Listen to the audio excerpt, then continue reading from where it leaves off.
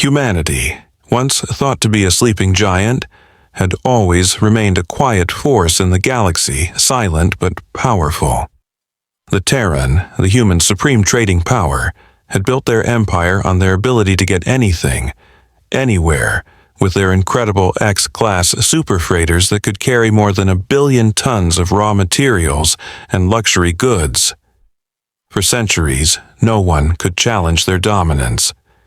Their location, 25,000 light-years from the galactic core, kept them safe from the chaos of galactic wars, yet they were close enough to maintain their influence across the stars.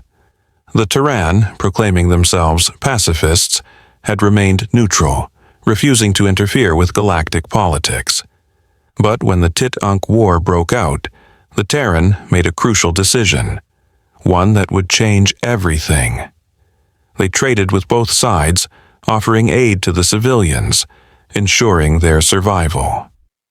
This was nothing new to the Terran, as their military doctrine had always focused on protecting civilians.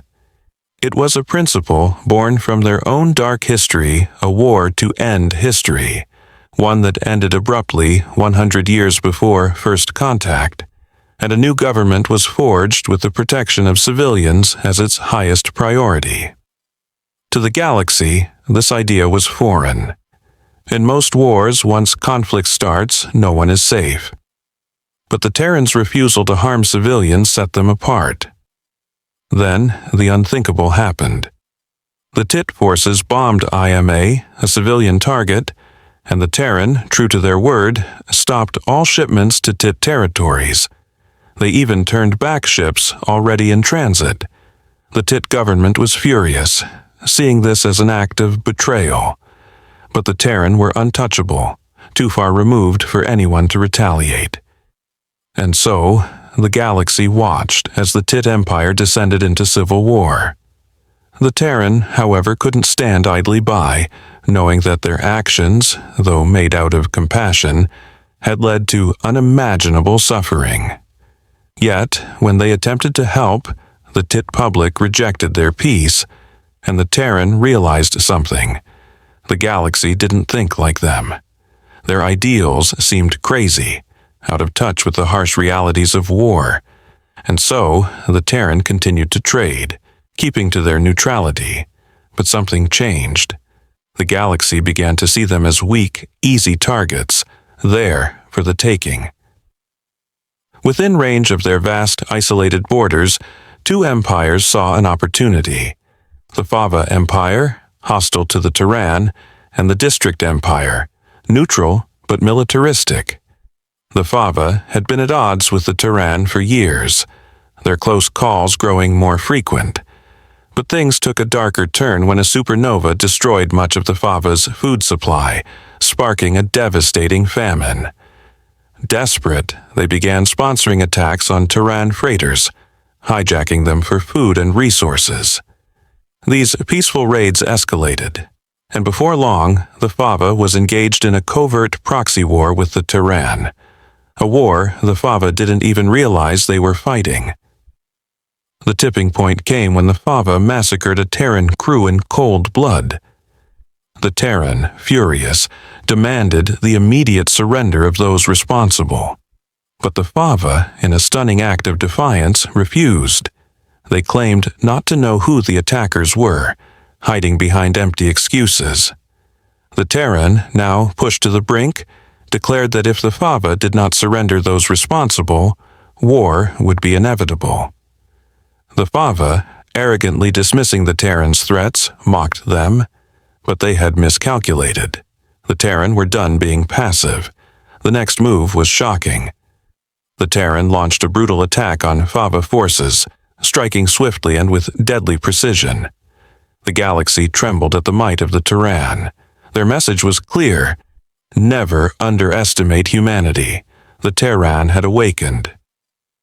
As the Fava attempted to push back, they were overwhelmed, their forces unable to withstand the Terran assault. Yet, the Terran did not stop there. They encircled the Fava home system, Juror Prime, and the Fava knew that their fate was sealed. But as weeks passed, the Terran did not attack waiting. observing, planning. And then, the Terran ambassador called an emergency meeting with the galactic conglomerate, offering peace under one condition: the unconditional surrender of the Fava. The Fava, in shock, struggled to respond. Their leadership was in turmoil, and in a moment of desperation, the Fava ambassador took his own life. In his place, an intern was forced to accept or reject the peace terms. The intern, terrified, had no choice but to agree. The Terran's demands were clear, and the Fava, defeated, had no room to resist. The giant had awakened, and the Fava were forced to accept the Terran's peace offer. The message was sent loud and clear across the galaxy.